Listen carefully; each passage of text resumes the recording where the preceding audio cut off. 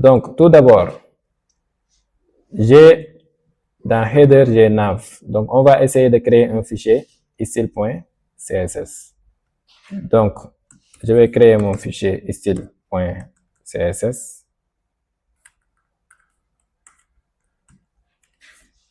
Et je vais lier ce fichier style.css avec mon code HTML.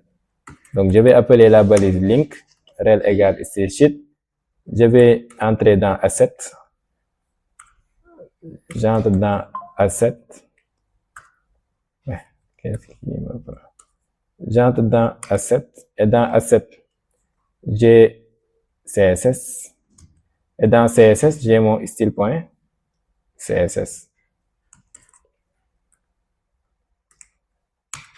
Voilà. Donc, si on vérifie, on fait un body. Je l'ai bien écrit. Background color red. Pour voir si le lien passe. Donc, on a bien lié notre CSS et notre HTML. Donc, voyons comment on va. Maintenant, par défaut, on va ajouter cela pour éviter les styles de base de notre navigateur. Donc, si vous laissez comme ça, chaque navigateur aura comment il va l'afficher à sa guise, va afficher votre page à sa guise avec les marges qu'il va laisser. Donc, Chrome est différent de Firefox est différent aussi de Internet Explorer. Maintenant, donc, on va enlever tout ce qui est padding par défaut, que le navigateur peut ajouter, les styles par défaut du navigateur. Padding 0. Donc, j'ai pas aussi besoin de marge, je veux tout définir moi-même. Donc, je vais ignorer le style de base de nos navigateurs. Et box sizing pour l'indiquer qu'il doit respecter qu'il doit rester sur le box du navigateur où nous sommes. Voilà. Donc, une fois que j'ai ça, on peut l'ajouter à l'intérieur. Donc, nous, ce qui nous concerne, c'est d'essayer de styliser notre nav bar. Donc, le nav, il est dans la balise header. Et dans header, on a nav.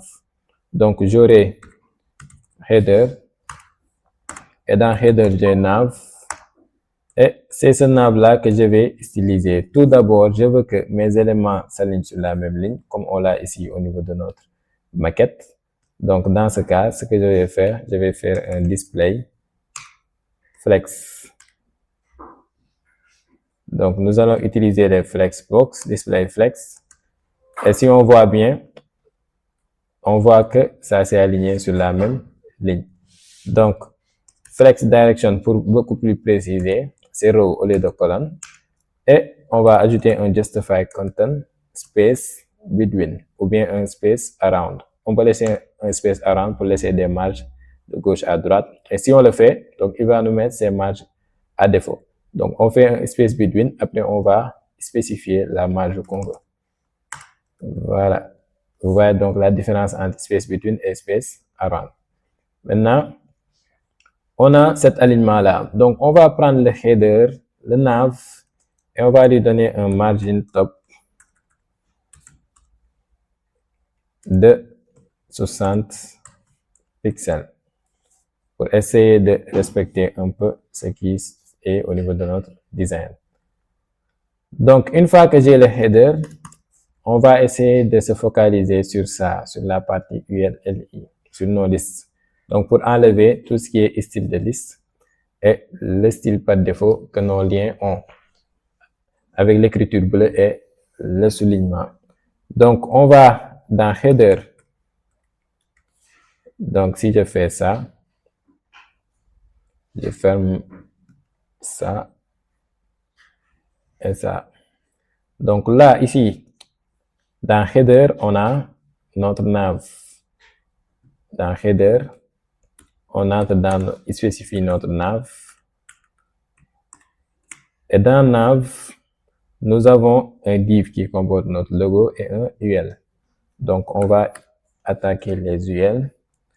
Et les UL, on va dire que les éléments qu'il contient doivent aussi être sur la même ligne. Donc, on va avoir un display flex et un flex direction. row. Et si on regarde, on a ça. Donc, on avance peu à peu. Donc, maintenant, si on vient au niveau de nos... Donc, là, je peux ajouter aussi des espaces entre les éléments. Donc, je peux faire un gap de 10 pixels. Et là, j'ai des espaces entre mes éléments. Donc, je peux aussi encore prendre ça, copier, coller, cibler mes LI. Et les LI, je ne veux pas qu'il y ait des styles sur les listes, les points qu'on a. Donc, list style, je vais mettre non. Dans ce cas, on va voir que les points ont disparu. Et après les LI, le soulignement et le texte bleu là, c'est le style par défaut de nos liens. Donc, si on a des liens hypertextes, le style par défaut est comme ça. Donc, je vais cibler mes balises A qui sont à l'intérieur de mes LI. Donc, je peux faire ça pour que ça soit beaucoup plus clair. Vous voyez qu'on a UL, et dans UL, on a des LI, et dans le LI, on a des liens, des balises A. Donc, je fais ça et on va essayer de spécifier.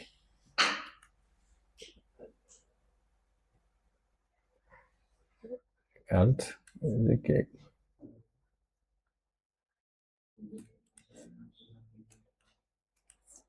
Voilà.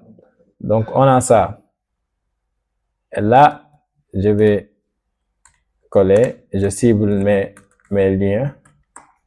Donc, je vais dire text decoration qui nous permet de souligner. Donc, si j'avais mis underline, ça va souligner, mais actuellement, c'est souligné, donc je vais mettre non. Par défaut, c'est souligné, donc je mets non pour enlever le soulignement. Color, pour les couleurs. Donc, on va revenir au niveau de notre maquette. Et là, on va essayer de récupérer le code couleur de nos textes. Donc, c'est noir. Et après, on va essayer de voir comment on va gérer la typographie. Donc, c'est dièse 000000. Voilà. Donc, si on regarde, on a ça. Maintenant, ici, on a des marges. Donc, pour les marges, on va essayer de mettre 25 pixels. Donc, on va gérer les marges de notre, ou bien le padding de notre header. Donc, on va, pour les marges intérieures, donc on va prendre ici en haut, pour respecter l'hiérarchie de notre header, et lui dit que tu vas avoir des marges intérieures donc marge intérieure, c'est padding. Des paddings de 25 pixels. Mais par contre, si on fait ça, il va l'appliquer à gauche, à droite et en haut aussi.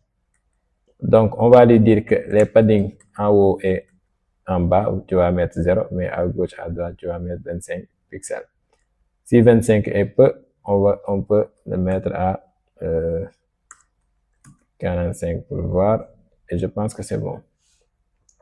Ou bien, au lieu d'appliquer ça au niveau de notre header, on va l'appliquer au niveau de notre nav. Donc, nav, on va mettre un margin de en haut et en bas 0, mais gauche et droite, on met un 45 pixels. Et là, on a notre margin. Mais par contre, si je mets en haut et en bas 0, donc il va margin top, il va supprimer le margin top que j'avais ici. Donc, on va enlever, je ne sais pas si on doit enlever ou pas. Donc, je vais essayer de mettre 60 pixels. Voilà. Je pense que c'est bon. Mais par contre, pour mieux spécifier, pour vous permettre de comprendre, donc on va faire un margin top de 60 pixels. Un margin bottom de 0 pixels pour la marge en bas. The margin right à gauche, à droite, margin left à gauche de 45 pixels. Je duplique et je change par margin right. Et là, on a ça. Maintenant, on va revenir au niveau de notre design pour voir. Presque on a ce qu'on a voulu. Maintenant, on va essayer de jouer sur les polices. Donc, on a cette structure. Après, on va essayer de jouer sur les polices. Donc, je vous laisse reproduire. Après, sur la deuxième séance, on va essayer de voir comment jouer, comment avoir les mêmes polices, la même taille, et ainsi de suite.